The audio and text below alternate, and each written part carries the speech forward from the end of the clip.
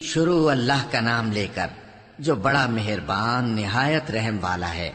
سب تعریف اللہ ہی کے لیے ہے جو سب چیزوں کا مالک ہے، یعنی وہ کہ جو کچھ آسمانوں میں ہے اور جو کچھ زمین میں ہے سب اسی کا ہے، اور آخرت میں بھی اسی کی تعریف ہے، اور وہ حکمت والا ہے، خبردار ہے۔ جو کچھ زمین میں داخل ہوتا ہے اور جو اس میں سے نکلتا ہے، اور جو آسمان سے اترتا ہے اور جو اس پر چڑھتا ہے، سب اس کو معلوم ہے، اور وہ مہربان ہے، بخشنے والا ہے۔ اور کافر کہتے ہیں کہ قیامت کی گھڑی ہم پر نہیں آئے گی۔ کہہ دو کیوں نہیں آئے گی؟ میرے پروردگار کی قسم وہ تم پر ضرور آ کر رہے گی۔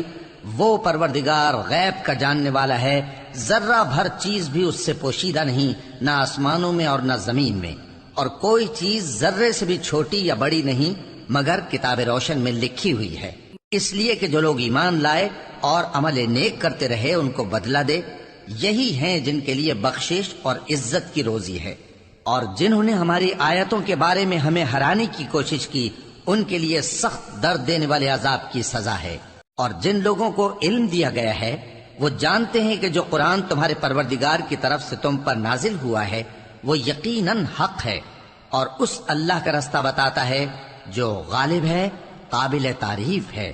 اور کافر کہتے ہیں کہ بھلا ہم تمہیں ایسا آدمی بتائیں جو تمہیں خبر دیتا ہے کہ جب تم مر کر بالکل ریزہ ریزہ ہو جاؤ گے تو تم نئے سرے سے پیدا ہوگے؟ یا تو اس نے اللہ پر جھوٹ باندھ لیا ہے یا اسے جنون ہے۔ بات یہ ہے کہ جو لوگ آخرت پر ایمان نہیں رکھتے وہ آفت اور پرلے درجے کی گمراہی میں پڑے ہیں۔ کیا انہوں نے اس کو نہیں دیکھا جو ان کے آگے اور پیچھے ہے، یعنی آسمان اور زمین؟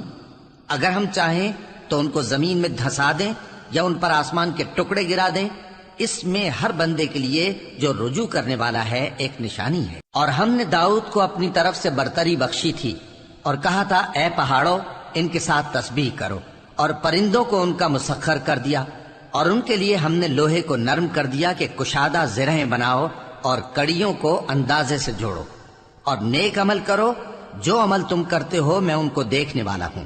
اور ہوا کو ہم نے سلیمان کے تابع کر دیا تھا، اس کی صبح کی منزل 1 مہینے کی راہ ہوتی اور شام کی منزل بھی مہینے بھر کی ہوتی۔